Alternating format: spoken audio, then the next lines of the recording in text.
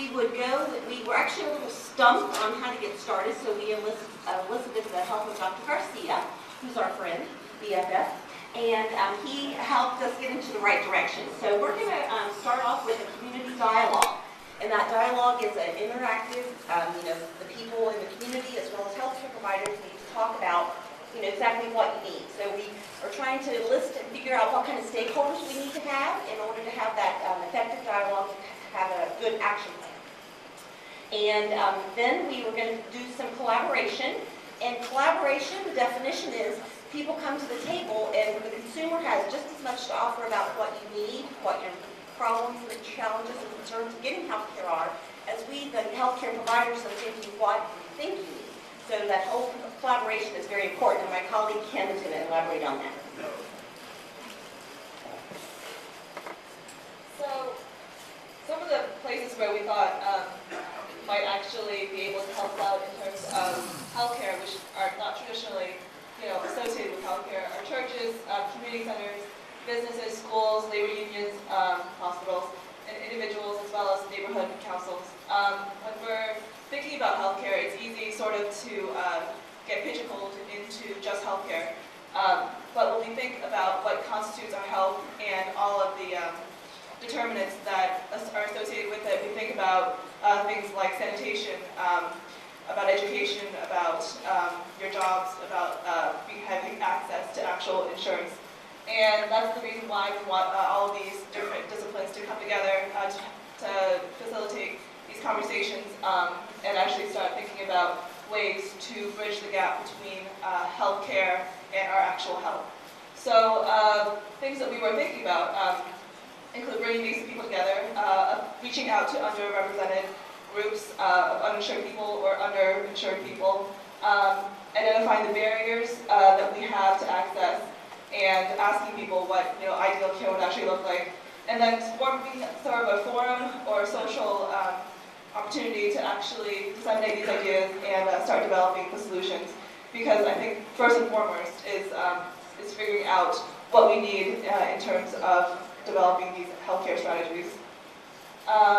One of the ideas that we had was sort of forming a list of opportunities and having the entire community vote on these things. I mean, I think that the grassroots movement, being able to not have it coming from the top down, but coming from the ground up, and forming these solutions from the people who are going to use these services, I think is going to be a really important facet of this care.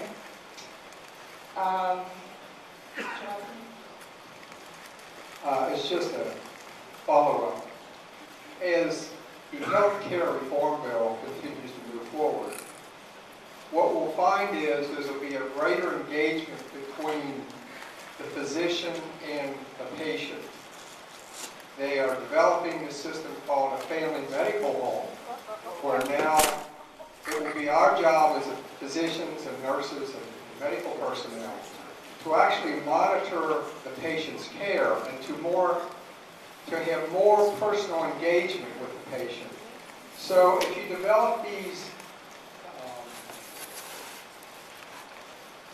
community-based facilities, our hope is that by engaging with the community, that the physician, the nurse, the medical assistant, and the individual patient will develop a better relationship, which will more allow the patient to understand what their problems are. And when you understand what your problem is, you're more likely to deal and to treat the problem. So this is the goal, and this is going to happen. Medicine is going to get better. There is no doubt in my mind that this health care reform bill is going to make everybody's lives better. It's just going to take time. The problem is that it's left the insurance industry in the loop, however. The function of insurance companies is not to provide health care, it's to make money. And health care does not obey the usual business paradigm. You need health care, you need it now. It's not discretionary spending. It may be extremely expensive, you may not be able to float it, and in so there has to be a mechanism. The best mechanism for this is going to be to have a publicly funded medical care system. Now, we need it for the whole country, but we're not going to get it for the country until we have it in a state or two. So we do have a group of people who are working in this state. If we can pull it off, everyone will have comprehensive care, including those who are uninsured or underinsured. We have about 1.6 million people in this state who have no health insurance, and another million or so who have health insurance, but the co-pays are so high they can't use it. Now, where do they get their medical care? Well, they go to the emergency room. That's very expensive. Emergency rooms are overwhelmed with the amount of uncompensated care they give, so they shift the cost to insurance companies who raise premiums, co-pays, and deductibles, and that's why the numbers keep going up and up. So for our action, after we get all of this feedback, we're going to create a business plan. It'll be very comprehensive. We'll secure funding. We'll hopefully be able to develop some type of non-financial incentives and build that sense of urgency for people wanting to take care of their health and be preventive. And we'll determine the metrics for assessment and measurement to report back to the government how fabulous we are.